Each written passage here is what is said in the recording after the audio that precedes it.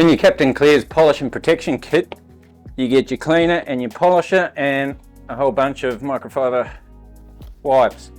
Now, with the two-part process, obviously do the clean first, wipe on, wipe off, and same again with the polish.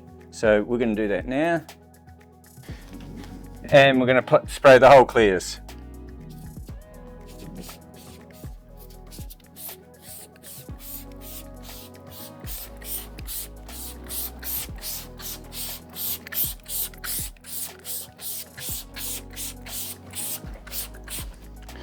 Spray on, wipe off.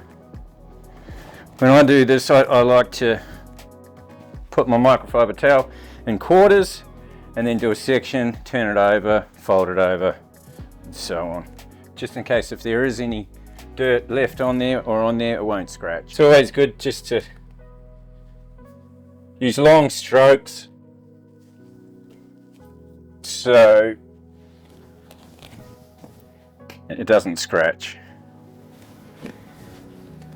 I tend to find if you do circular motion with clears, you can sort of tend to see where you cleaned in the sunlight in the morning or in the afternoon.